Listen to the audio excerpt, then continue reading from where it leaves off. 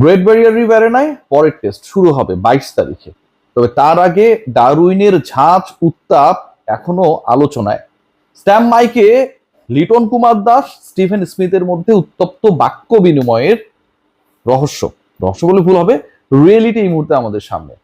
যখন বাংলাদেশ মোটামুটি জয়ের পথে রয়েছে, ঠিক ওই সময়টায় স্টিভেন স্মিথের উপর একটা বিশাল দায়িত্ব ছিল। হাসান মাহমুদ যখন দুই ওপেনারকে ফিরিয়ে দিলেন এবং স্মিথ ক্রিজে রয়েছেন, লেগ সাইডে তাইজুল ইসলামের একটা বল পাস করার সময় লিটন কুমার দাস সেটাকে গ্লাভস বন্দি করেন এবং তিনি অ্যাপিল করেন আম্পায়ারের কাছে কট বা হ্যান্ডের জন্য। এরপরেই ঘটনার সূত্রপাত স্টিফেন স্মিথ, অস্ট্রেলিয়ান, যাদের নাকটা অনেক উঁচুতে থাকে এবং সেই যে অহম, মানে তিনি একলা সবকিছু পাল্টে দিতে পারবেন, সেই আলোচনাটা হয়েছে, আমি আসছি। লিটনকে বলে যে যাও রিভিউ নাও, আরো একটা পারলে রিভিউ নষ্ট করো। মানে লিটন কুমার দাস যে অ্যাপিলটা করেছেন, সেই অ্যাপিলটা আলটিমেটলি তার পছন্দ হয় নাই। কেন অ্যাপিল করবে বাংলাদেশের একজন ক্রিকেটার, এরকম একটা ভাব। এবং আরো রিভিউ নাও, রিভিউ নষ্ট করো, তার মানে লিটনের মাথায় ঢুকানোর চেষ্টা করেছে উল্টোটা বলে যে স্মিথ যেহেতু বলছে যে যাও রিভিউ নাও, তার মানে লিটন চেষ্টা করবে সত্যি সত্যি রিভিউ নেয়ার, তার ব্যাটে লেগেছে কিনা বিভ্রান্ত করার। লিটন কুমার দাস তাকে বলে তুমি ব্যাট করে যাও। স্টিভেন স্মিথ শর্টকাটে এরপরে যে উত্তরটা দিয়েছেন, মাঝখানে আরো অনেক কথা হয়েছে যে আমি যা চাই তাই করতে পারি। মানে তিনি এত বড় ক্রিকেটার, এত বড় great, what ever he wants তিনি করতে পারেন। এই যে একটা আলোচনা, এই যে একটা দুদলের দুই ক্রিকেটারের মধ্যে স্ট্যাম মাইকে ছড়িয়ে পড়া উত্তপ্ত বাক্য বিনিময়, স্লেজিং, যেটাই যেভাবেই বলুন না কেন, এটা ডারউইন টেস্টে ঘটে যাওয়া অন্যতম একটা আলোচিত ঘটনা। কিছুক্ষণ পরে অবশ্যই স্টিভেন স্মিথ যাই চান তাই করতে পারেননি, তিনি 88 বলে 44 করে আউট হয়ে গিয়েছিলেন। লিটন কুমার দাস থেকে প্রপার জবাব দিয়েছে বাংলাদেশ দল তাদের নৈপুণ্যে পুরো অস্ট্রেলিয়ার দলকে একদম পারফেক্ট জবাব দিয়েছে। যেই দলটা টেস্ট চ্যাম্পিয়নশিপে সবশেষ 8 ম্যাচের 7টায় জয়ী, তাদেরকে বাংলাদেশ যেভাবে হারিয়েছে, 9 উইকেটে হারিয়েছে, 3.5 দিনে হারিয়েছে, 11 সেশনে ডমিনেট করে হারিয়েছে, লাজবাব। এটার রেশ কিন্তু গ্রেট ব্যারিয়ার রিফ অ্যারেনায় ওই যে 22 থেকে 26 পরের 5 দিন, পরের টেস্ট যেটা অনুষ্ঠিত হতে যাচ্ছে কুইন্সল্যান্ডে, এবং সেখানকার উইকেট নাকি গ্যাবার মতোই আচরণ করবে।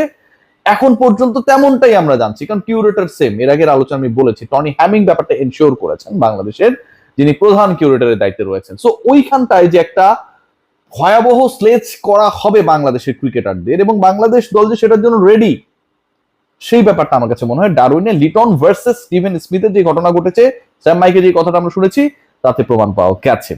আমি আমার ট্যাগলাইনে বলেছি যে Tanzid Hasan Tamim despite having his century in Australia, এবং সেটা হচ্ছে বাংলাদেশি কোনো ক্রিকেটারের অস্ট্রেলিয়ার বিপক্ষে যে কোনো ফরম্যাটে তাদের মাঠে করা প্রথম সেঞ্চুরি। 101 রানের সেই ইনিংসটা তিনি যে খেলেছেন, সেই তানজিদ তামিমের রোল চেঞ্জ হয়ে যাবে। এবং তিনি যদি টিকে থাকেন, তিনি যদি মোটামুটি 20-25 ওভার পর্যন্ত ব্যাট করতে পারেন, যেহেতু তিনি ওপেনই করবেন, তার এই ভূমিকা বদলের কারণে বাংলাদেশ দলের যে স্কোরবোর্ড সেটার চেহারাও বদলে যেতে পারে। কারণ তানজিদ তামিম তার অনলি 3rd টেস্ট ইনিংস খেলতে নেমে অস্ট্রেলিয়ার মাটিতে অস্ট্রেলিয়ায় যে শতকটা হাঁকিয়েছে, সেই শতকের ধরনটা যদি আপনাদের সামনে একটু ব্যাখ্যা করি তাহলে, এবং একই সাথে যে উইকেটের পরিবর্তন হচ্ছেই, একই টাইপের উইকেট, সিমিলার অ্যাটমসফিয়ার বাংলাদেশ পাচ্ছে না। অস্ট্রেলিয়া আলটিমেটলি অস্ট্রেলিয়া হয়ে ফিরে আসার জন্য তারা যেরকম কন্ডিশনের সাথে ইউজ টু, যেরকম কন্ডিশনে তারা ডমিনেট করে, সেই কন্ডিশনই পরের টেস্টটা হতে যাচ্ছে। সেটাই আলটিমেটলি তানজিদ হাসান তামিমকে তার রোল চেঞ্জ করার ক্ষেত্রে বাংলাদেশ টিম ম্যানেজমেন্টকে তানজিদের রোল চেঞ্জ করানোর পক্ষে একটা বড় রোল প্লে করবে।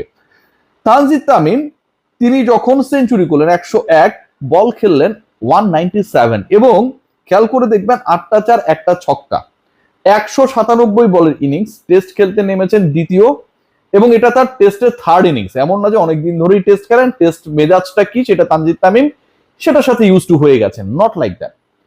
তৃতীয় ইনিংস খেলতে নেমে তানজিদ হাসান তামিম, যিনি বিস্ফোরক ব্যাটার, বাংলাদেশের টি20তে তার স্ট্রাইক রেট আপনারা সবাই জানেন, ওয়ানডেতে দ্য অনলি ব্যাটার যার স্ট্রাইক রেট 100+, তিনি 51 স্ট্রাইক রেটে ব্যাট করেছেন অস্ট্রেলিয়ার বিপক্ষে, এবং 51 স্ট্রাইক রেটে তিনি ব্যাট করেছেন, 197টা বল খেলেছেন। উইকেটের ক্যারেক্টার যাই হোক না কেন, মিরপুরে স্লো অ্যান্ড লো উইকেটও তানজিদ হাসান তামিম এরকম স্লো ব্যাটিং কখনো করার পাত্র না, বাট তিনি সেটা করেছেন।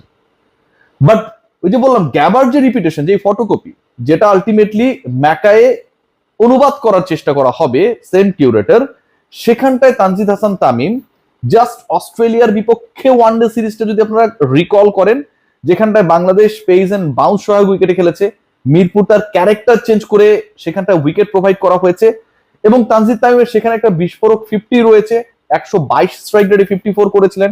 আরেকটা ইনিংস রয়েছে 20 বলে 19 রান। এর থেকেও মোর পেস বান্ধব উইকেট, অর্থাৎ যেখানটায় বল আসে ব্যাটে, সহজেই ব্যাটার বলকে পান, যেই উইকেট এক্সপেক্ট করা হচ্ছে ম্যাকায়ে গ্রেট ব্যারিয়ার রিফ অ্যারেনায়, সেখানটায় তানজিদ হাসান তামিম ডেফিনেটলি না। যদি তিনি টিকতে পারেন ডারউইনে, the way he batted, the way he got his maiden test century, maiden century against Bangladesh any format in Australia, সেই ক্যারেক্টারে তানজিদ তামিম থাকছেন না।